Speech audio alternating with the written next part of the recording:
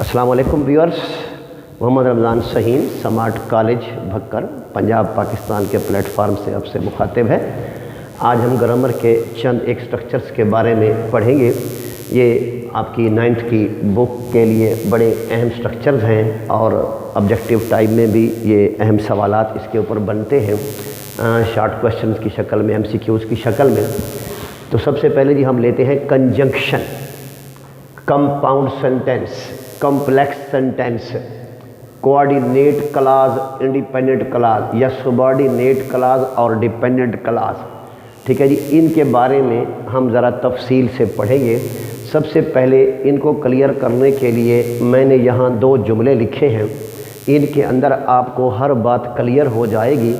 सबसे पहले कि जी शी बॉट ए पेन, यहाँ एंड से या बट से आपने 2 जुमलों को मिलाया। 2 जुमलों को मिलाने का काम जो लफ्ज़ देता है उसे कंजंक्शन कहते हैं। तो एंड और बट से, या एंड लगाया या बट लगा दिया या सो लगा दिया, आइदर आर नाइदर नाल, ऐसे कोरिलेटिव कंजंक्शन भी होते हैं, वो लगा देने से आपने 2 जुमलों को आपस में मिला दिया तो ये चीज़ कंजंक्शन कहलाएगी, जिसे हम कहते हैं कोऑर्डिनेट कंजंक्शन। यहाँ आपने इफ़ से 2 जुमलों को मिलाया तो ये इसे हम कहेंगे सबऑर्डिनेट कंजंक्शन।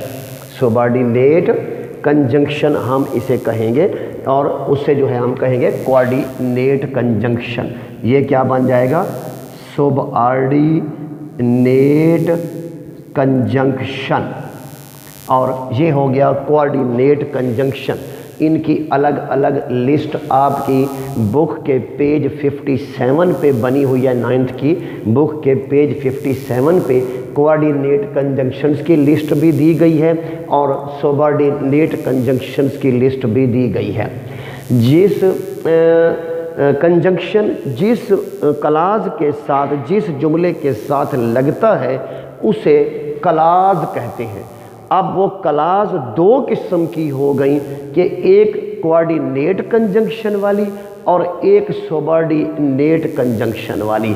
जहाँ कोऑर्डिनेट कंजंक्शन लगेगा वो क्लॉज आपकी कोऑर्डिनेट क्लॉज या इंडिपेंडेंट क्लॉज कहलाएगी, और जहाँ पर आपका सबऑर्डिनेट कंजंक्शन लगेगा वो क्लॉज आपकी सबऑर्डिनेट या डिपेंडेंट क्लॉज कहलाएगी।